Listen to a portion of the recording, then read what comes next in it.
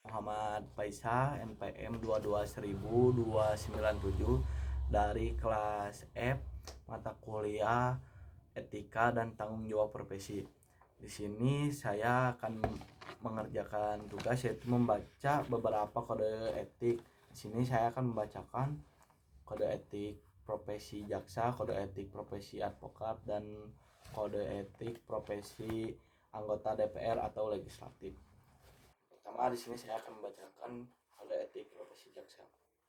Kode etik profesi jaksa diatur dalam Peraturan Jaksa Agung Nomor 014 garis miring A garis miring JA garis miring 11 garis miring 2012 tentang kode perilaku jaksa dengan ketentuan sebagai berikut. 1. Kewajiban jaksa. Pasal 3 kewajiban jaksa kepada negara. A. Setiap dan taat kepada Pancasila serta Undang-Undang Dasar Negara Republik Indonesia tahun 1945. B. Bertindak berdasarkan peraturan perundang-undangan yang berlaku, mengindahkan norma agama, kesopanan, kesusilaan yang hidup dalam masyarakat, serta menjunjung tinggi hak asasi manusia. Dan C. Melaporkan dengan segera kepada pimpinannya apabila mengetahui hal yang dapat membahayakan atau merugikan negara. Pasal 4. Kewajiban jaksa kepada institusi. A. Menerapkan doktrin trikrama adjaksa dalam melaksanakan tugas dan wewenangnya. B. Menjunjung tinggi sumpah dan janji jabatan jaksa. C. Menjalankan tugas sesuai dengan visi dan misi Kejaksaan Republik Indonesia. D. Melaksanakan tugas sesuai peraturan kedinasan dan jenjang kewenangan. E. Menampilkan sikap kepemimpinan melalui ketauladanan, keadilan, ketulusan, serta kewibawaan. Dan F. Mengembangkan semangat kebersamaan dan soliditas serta saling memotivasi untuk meningkatkan kinerja dengan menghormati hak dan kewajibannya. Pasal 5. Kewajiban jaksa kepada profesi jaksa. A. Menjunjung tinggi kehormatan dan martabat profesi dalam melaksanakan tugas dan kewenangannya dengan integritas, profesional, mandiri, jujur, dan adil. B. Mengundurkan diri dari penanganan perkara apabila mempunyai kepentingan pribadi atau keluarga. C. Mengikuti pendidikan dan pelatihan sesuai dengan peraturan kedinasan. D. Meningkatkan ilmu pengetahuan, keahlian, dan teknologi serta mengikuti perkembangan hukum yang relevan dalam lingkup nasional dan internasional. Menjaga ketidakberpihakan dan objektivitas saat memberikan petunjuk kepada penyidik. Menyimpan dan memegang rahasia profesi, terutama terhadap tersangka atau terdakwa yang masih anak-anak dan korban tindak pidana kesusilaan, kecuali penyampaian informasi kepada media, tersangka ataupun keluarga korban atau keluarga dan penasihat hukum sesuai dengan peraturan perundang-undangan. G. Memastikan terdakwa, saksi, dan korban mendapatkan informasi serta jaminan atas haknya sesuai dengan peraturan perundang-undangan dan hak asasi manusia. Dan H. Memberikan bantuan hukum, pertimbangan hukum, pelayanan hukum, penegakan hukum, atau tindakan hukum lain secara profesional, adil, efektif, efisien, konsisten, transparan, dan menghindari terjadinya benturan kepentingan dengan tugas bidang lain. Pasal 6. Kewajiban jaksa kepada masyarakat. A. Memberikan pelayanan prima dengan menjunjung tinggi supremasi hukum dan hak asasi manusia. Dan B. Menerapkan pola hidup sesuai dengan nilai-nilai yang berlaku dalam masyarakat. 2. Integritas. Pasal 7. Ayat 1. Dalam melaksanakan tugas profesi jaksa dilarang: A. Memberikan atau menjanjikan sesuatu yang dapat memberikan keuntungan pribadi secara langsung maupun tidak langsung bagi diri sendiri maupun orang lain dengan menggunakan nama atau cara apapun. B. Meminta dan atau meminta hadiah atau keuntungan dalam bentuk apapun dari siapapun yang memiliki kepentingan baik langsung maupun tidak langsung. C. Menangani perkara yang mempunyai kepentingan pribadi atau keluarga ataupun finansial secara langsung maupun tidak langsung. D. Melakukan permufakatan secara melawan hukum dengan para pihak yang terkait dalam penanganan perkara. Memberikan perintah yang bertentangan dengan norma hukum yang berlaku. Merekayasa fakta-fakta hukum dalam penanganan perkara. G. Menggunakan kewenangannya untuk melakukan penekanan secara fisik dan atau psikis. Dan H. Menggunakan barang bukti dan alat bukti yang diduga telah direkayasa atau diubah atau dipercaya telah didapatkan melalui cara-cara yang melanggar hukum. Ayat 2. Jaksa wajib melarang keluarga meminta dan atau menerima hadiah atau keuntungan dalam bentuk apapun dari siapapun yang memiliki kepentingan baik langsung maupun tidak langsung dalam pelaksanaan tugas profesi jaksa. 3. Kemandirian. Pasal 8 ayat 1. Jaksa melaksanakan tugas, fungsi, dan kewenangannya A. Secara mandiri terlepas dari pengaruh kekuasaan pemerintah maupun pengaruh kekuasaan lainnya. Dan B. Tidak terpengaruh oleh kepentingan individu maupun kepentingan kelompok serta tekanan publik maupun media. Ayat 2. Jaksa dibenarkan menolak perintah atasan yang melanggar norma hukum dan kepadanya diberikan perlindungan hukum. Ayat 3. Penolakan sebagaimana dimaksud pada ayat 2 disampaikan secara tertulis kepada yang memberikan perintah dengan menyebutkan alasan dan ditembuskan kepada atasan pemberi hadiah. 4. Ketidakberpihakan. Pasal 9. Dalam melaksanakan tugas profesi jaksa dilarang A. Bertindak diskriminatif berdasarkan suku, agama, ras, gender, golongan, sosial, dan politik dalam pelaksanaan tugas profesinya. B. Merangkap menjadi pengusaha, pengurus karyawan badan usaha milik negara daerah, badan usaha swasta, pengurus atau anggota partai politik, advokat, dan atau C. Memberikan dukungan kepada calon atau wakil presiden, Dewan Perwakilan Rakyat, Dewan Perwakilan Daerah, Dewan Perwakilan Rakyat Daerah, dan calon kepala daerah atau wakil kepala daerah dalam kegiatan pemilihan. 5. Perlindungan. Pasal 10. Jaksa mendapatkan perlindungan dan tindakan yang sewenang-wenang dalam melaksanakan tugas profesi jaksa. Pasal 11. Jaksa dalam melaksanakan tugas jaksa berhak A. Melaksanakan fungsi jaksa tanpa intimidasi, gangguan, dan pelecehan. B. Mendapatkan perlindungan hukum untuk tidak dipersalahkan sebagai akibat dari pelaksanaan tugas dan fungsi jaksa yang dilakukan sesuai dengan peraturan yang berlaku. C. Mendapatkan perlindungan secara fisik termasuk keluarganya oleh pihak yang berwenang jika keamanan pribadi terancam sebagai akibat dari pelaksanaan tugas dan fungsi jaksa yang dilakukan sesuai dengan peraturan yang berlaku. D. Mendapatkan pendidikan dan pelatihan baik teknis maupun non-teknis. E. Mendapatkan sarana yang layak dalam menjalankan tugas, remunerasi, gaji, serta penghasilan lain sesuai dengan peraturan yang berlaku. E. Mendapatkan kenaikan pangkat, jabatan, dan atau promosi berdasarkan parameter objektif, kualifikasi profesional, kemampuan, integritas, kinerja, dan pengalaman, serta diputuskan sesuai dengan prosedur yang adil dan tidak memihak. J. Memiliki kebebasan berpendapat dan berekspresi, kecuali dengan tujuan membentuk opini publik yang dapat merugikan penegakan hukum. Dan H. Mendapatkan proses pemeriksaan yang cepat, adil, dan evaluasi, serta keputusan objektif berdasarkan peraturan yang berlaku dalam hal jaksa melakukan tindakan indisipliner. Selanjutnya saya akan membacakan etika profesi advokat. Komite Kerja Advokat Indonesia yang terdiri dari Ikatan Advokat Indonesia (IKADIN), Asosiasi Advokat Indonesia (AAI), Ikatan Penasihat Hukum Indonesia (IFHI), Himpunan Advokat dan Pengacara Indonesia (HAPI), Serikat Pengacara Indonesia (SPI), Asosiasi Konsultan Hukum Indonesia (AKHI), Himpunan Konsultan Hukum Pasar Modal (HIK-HPM), secara bersama-sama telah mengeluarkan kode etik advokat sebagai berikut. Kepribadian advokat. Pasal 2. Advokat Indonesia adalah warga negara Indonesia yang bertakwa kepada Tuhan Yang Maha Esa, bersikap satria, jujur dalam mempertahankan keadilan dan kebenaran, dilandasi moral tinggi, luhur, dan mulia, serta dalam melaksanakan tugasnya menjunjung tinggi hukum, Undang-Undang Dasar Republik Indonesia, kode etik advokat, serta sumpah jabatannya. Pasal 3. A. Advokat dapat menolak untuk memberi nasihat dan bantuan hukum kepada setiap orang yang memerlukan jasa atau bantuan hukum dengan pertimbangan oleh karena tidak sesuai dengan keahliannya dan bertentangan dengan hati nuraninya, tetapi tidak dapat menolak dengan alasan karena perbedaan agama, kepercayaan, suku, keturunan, jenis kelamin, keyakinan politik, dan kedudukan sosialnya. Baik. Advokat dalam melakukan tugasnya tidak bertujuan semata-mata untuk memperoleh imbalan materi, tetapi mengutamakan tegaknya hukum, kebenaran, dan keadilan. C. Advokat dalam menjalankan profesinya adalah bebas dan mandiri serta tidak dipengaruhi oleh siapapun dan wajib memperjuangkan hak-hak asasi manusia dalam negara hukum Indonesia.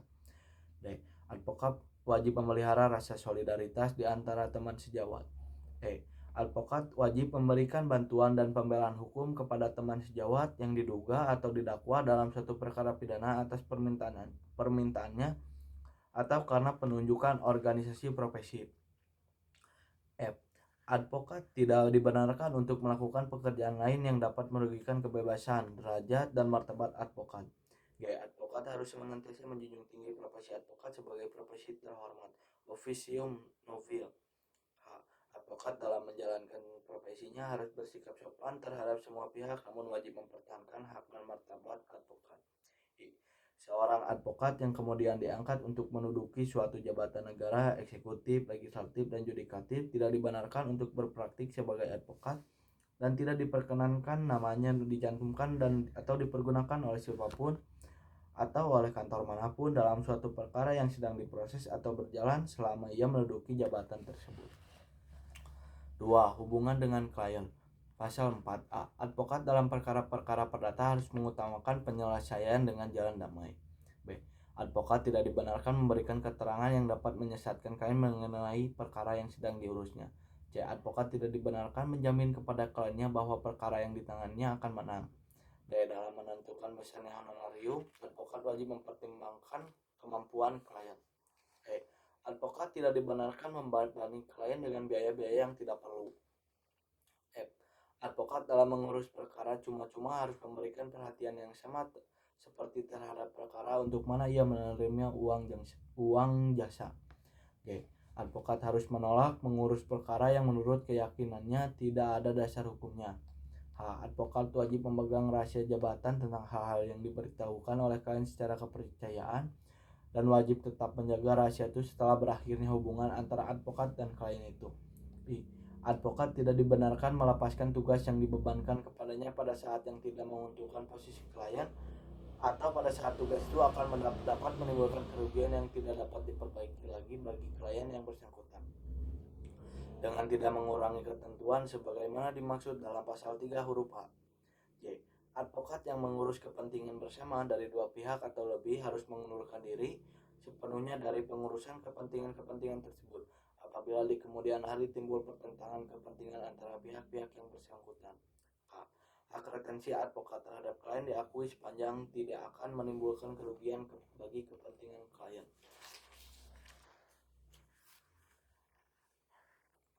3. Hubungan dengan teman sejawat. Pasal 5. Hubungan antara teman sejawat advokat harus dengan sikap saling menghormati, saling menghargai, dan saling mempercayai. B. Advokat jika membicarakan teman sejawat atau jika berhadapan satu sama lain dalam sidang pengadilan, hendaknya tidak menggunakan kata-kata yang tidak sopan, baik secara lisan maupun tertulis. C. Keberatan terhadap tindakan teman sejawat yang dianggap bertentangan dengan kode etik advokat harus diajukan kepada Dewan Kehormatan untuk diperiksa dan tidak dibenarkan untuk disiarkan melalui media massa atau cara lain. D. Advokat tidak diperkenankan menarik atau merebut seorang klien dari teman sejawat.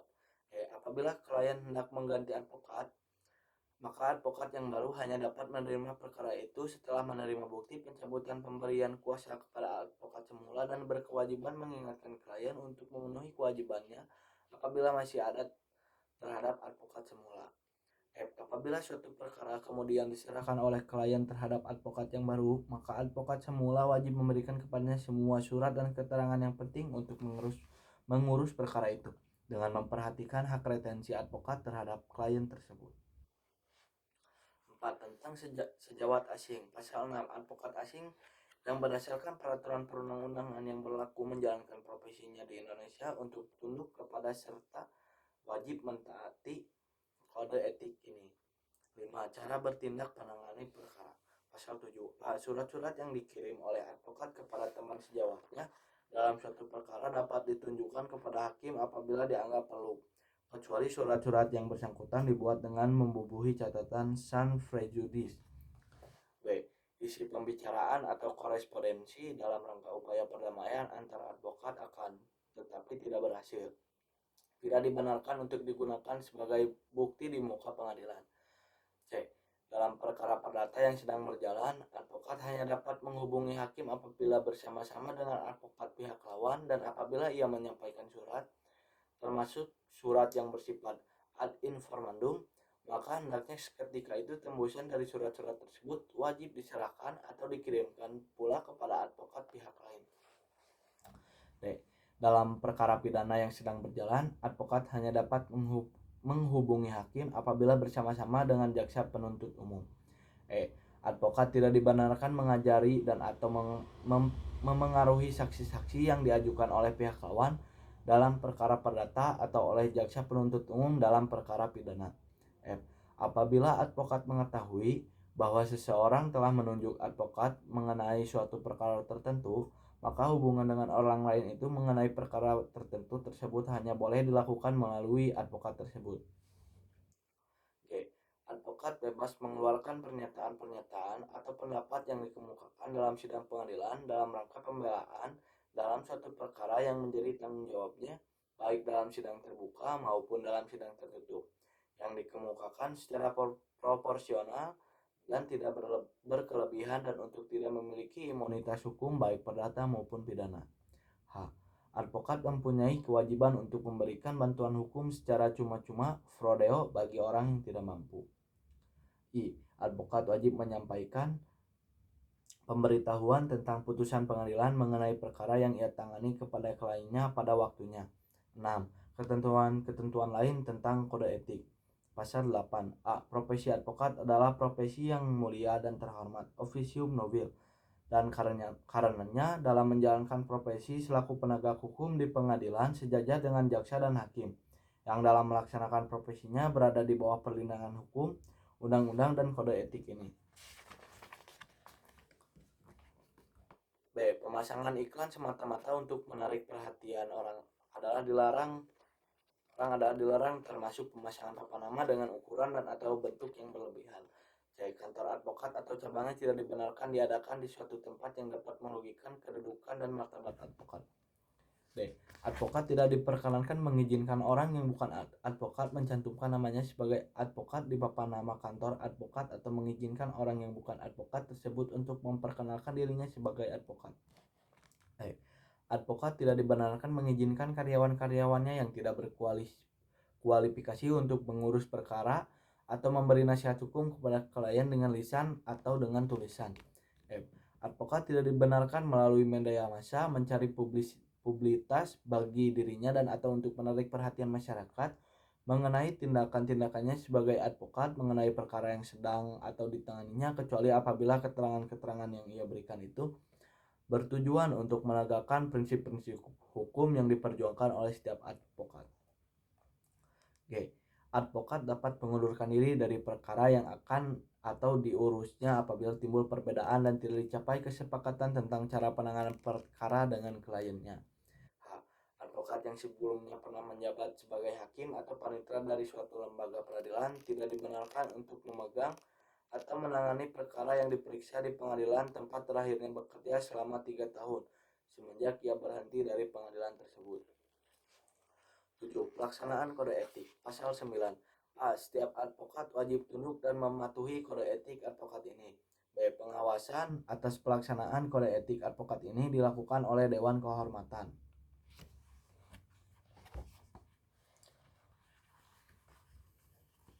Selanjutnya, kode etik anggota DPR atau legislatif. Salah satu tugas DPR memegang kekuasaan membentuk undang-undang. Hal ini sebagaimana dijelaskan dalam Undang-Undang Dasar 1945 sebagai berikut. Pasal 20. Ayat 1. Dewan Perwakilan Rakyat memegang kekuasaan membentuk undang-undang. Ayat 2. Setiap rancangan undang-undang dibahas oleh Dewan Perwakilan Rakyat dan Presiden untuk mendapat persetujuan bersama.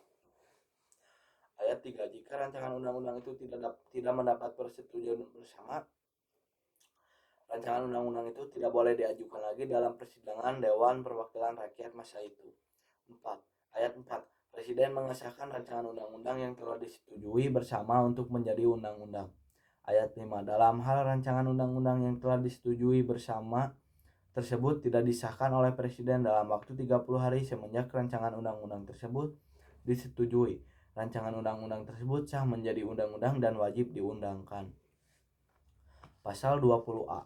Ayat 1. Dewan Perwakilan Rakyat memiliki fungsi legislasi, fungsi anggaran, dan fungsi pengawasan. Dalam melaksanakan fungsinya, selain hak yang diatur dalam pasal-pasal lain Undang-Undang Dasar ini, Dewan Perwakilan Rakyat mempunyai hak interpelasi, hak angket, dan hak menyatakan pendapat. Ayat 3. Selain hak yang diatur dalam pasal-pasal lain Undang-Undang Dasar ini, setiap anggota Dewan Perwakilan Rakyat mempunyai hak mengajukan pertanyaan, menyampaikan usul dan pendapat, serta hak imunitas. Ayat 4. Ketentuan lebih lanjut tentang hak Dewan Perwakilan Rakyat dan hak anggota Dewan Perwakilan Rakyat diatur dalam Undang-Undang. Pasal 21. Anggota Dewan Perwakilan Rakyat berhak mengajukan usul rancangan undang-undang. Pasal 22 ayat 1 dalam ihwal kegentingan yang memaksa, Presiden berhak menetapkan peraturan pemerintah sebagai pengganti undang-undang. Ayat 2. Peraturan pemerintah itu harus mendapat persetujuan Dewan Perwakilan Rakyat dalam persidangan yang berikut. Ayat 3. Jika tidak mendapat persetujuan, maka peraturan pemerintah itu harus dicabut.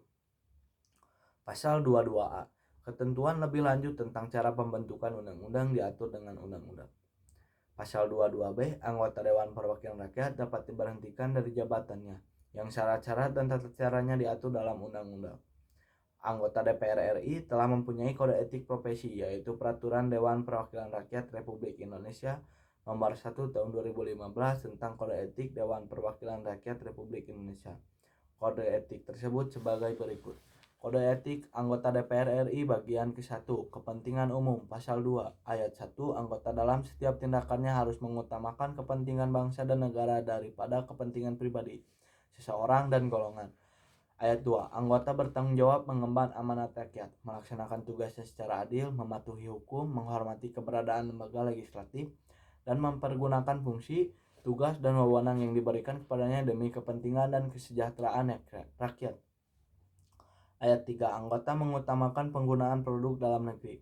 Ayat 4, anggota harus selalu menjaga harkat, martabat, kehormatan, citra, dan kredibilitas dalam melaksanakan fungsi, tugas, dan wewenangnya, serta dalam menjalankan kebebasannya menggunakan hak berekspresi, beragama, berserikat, berkumpul, dan mengeluarkan pikiran dengan lisan dan tulisan.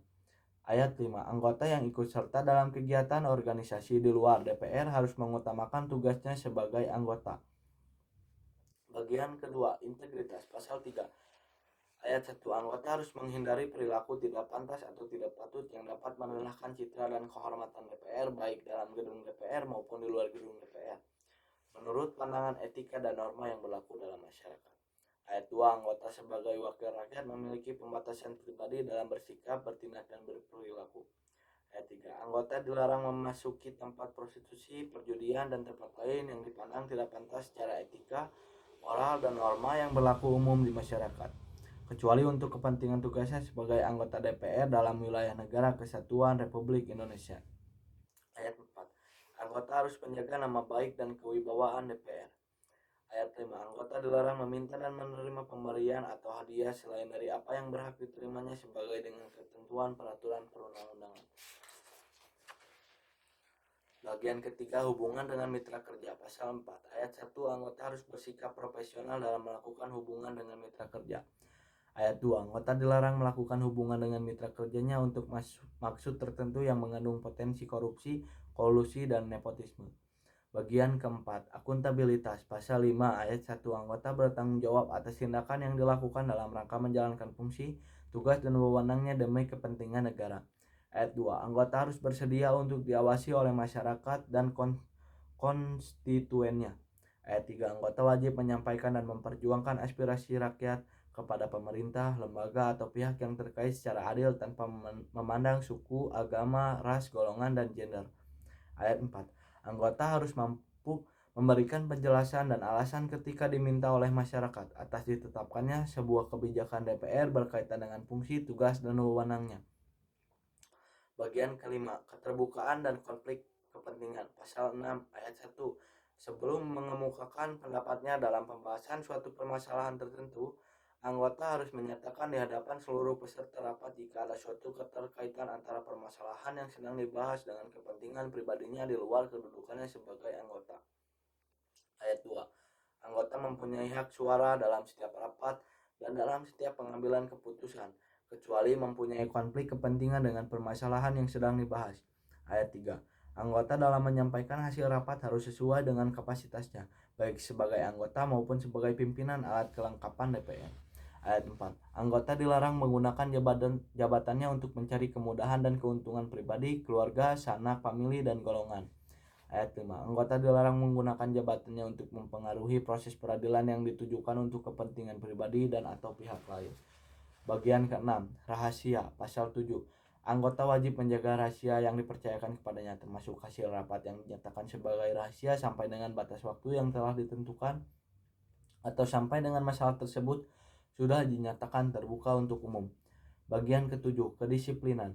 Pasal 8 ayat 1, anggota harus hadir dalam setiap rapat yang menjadi kewajibannya. Ayat 2, anggota yang tidak menghadiri setiap rapat sebagaimana dimaksud pada ayat 1 harus disertai keterangan yang sah dari pimpinan fraksi atau ketua kelompok fraksi. Ayat 3, anggota dalam melaksanakan tugasnya harus berpakaian rapi, sopan, dan resmi. Ayat 4, anggota harus aktif selama mengikuti rapat terkait dengan pelaksanaan fungsi tugas dan wewenangnya. Ayat 5, anggota dilarang menyimpan, membawa, menyalahgunakan narkoba dalam jenis serta bentuk apapun sesuai dengan ketentuan perundang-undangan. Bagian ke-8, hubungan dengan konstituen atau masyarakat. Pasal 9 ayat 1, anggota harus memahami dan menjaga kemajemukan yang terdapat dalam masyarakat, baik berdasarkan suku, agama, ras, jenis kelamin, golongan, kondisi fisik, umur, status sosial, status ekonomi, maupun pilihan politik.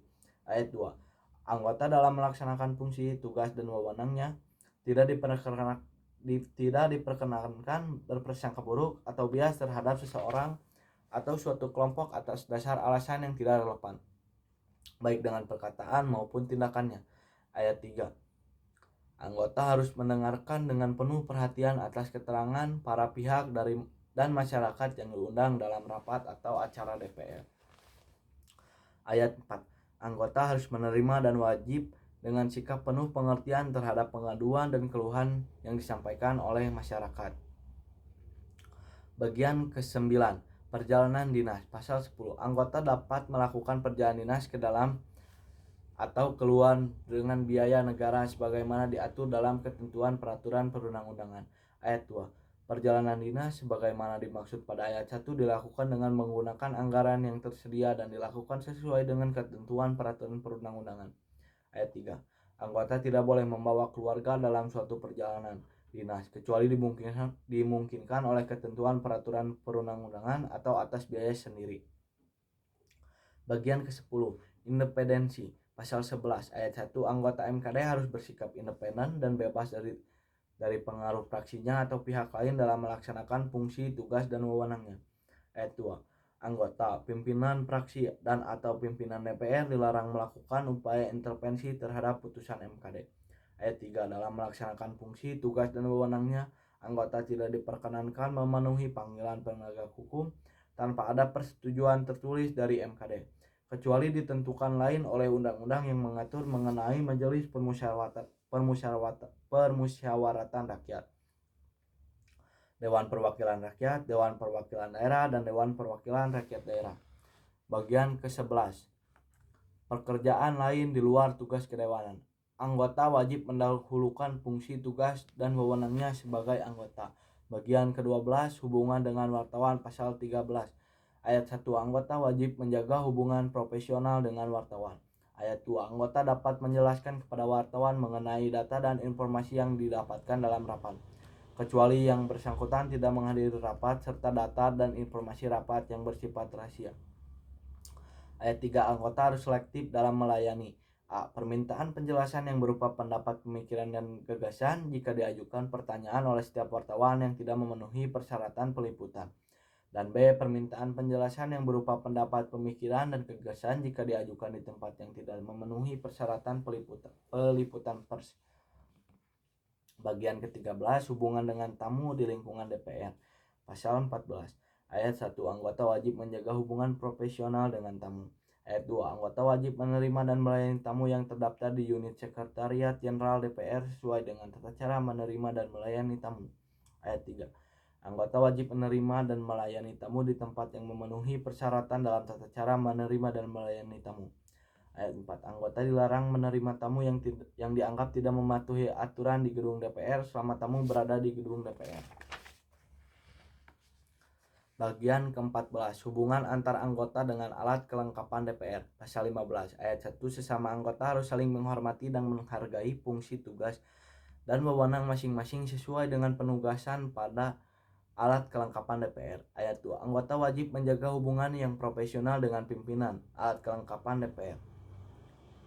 Ayat 3, MKD dapat meminta keterangan dan berkonsultasi dengan pimpinan alat kelengkapan DPR terkait dengan permasalahan pelaksanaan fungsi, martabat, kehormatan, citra, dan kredibilitas DPR.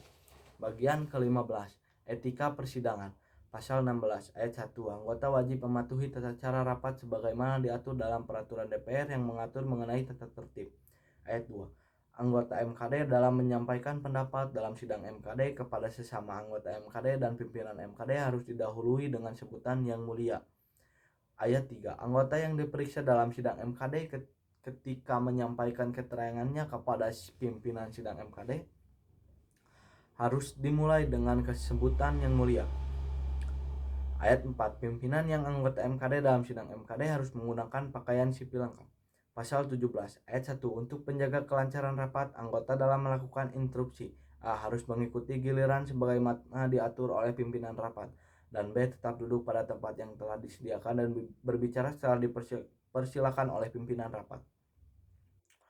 Ayat 2, untuk menjaga kelancaran rapat dan untuk menjaga martabat dan kehormatan DPR, anggota dilarang A. mendekati meja pimpinan rapat, B. berkata kotor, C. merusak barang inventaris DPR, dan D. menghina dan merendahkan pimpinan rapat dan sesama anggota. Ayat 3, pimpinan rapat memberikan kesempatan bagi anggota untuk berbicara sebagaimana diatur dalam tata tertib. Bagian ke-16, hubungan dengan tenaga ahli, staf administrasi anggota, dan sekretariat jenderal. Pasal 18 ayat 1, anggota dilarang melakukan diskriminasi dalam hal penentuan tenaga ahli dan staf administrasi anggota serta pemberian kompensasi yang tidak sesuai dengan ketentuan peraturan perundang-undangan. Ayat 2, anggota dilarang mengangkat keluarganya sebagai tenaga ahli dan staf administrasi anggota. Ayat 3, anggota harus memperlakukan tenaga magang dan relawan secara profesional. Ayat 4, anggota dilarang melakukan hubungan yang tidak proporsional dan tidak profesional baik dengan tenaga ahli dan staf administrasi anggota maupun pegawai di lingkungan sekretariat jenderal DPR. Ayat 5, anggota dilarang mengutus tenaga ahli, staf administrasi anggota, atau pegawai sekretariat jenderal DPR untuk mewakili rapat dan pertemuan yang menjadi fungsi, tugas, dan wewenangnya. Sekian dari saya, mohon maaf bila ada kesalahan atau kekurangan. Wabillahi taufiq wal hidayah. Wassalamualaikum warahmatullahi wabarakatuh.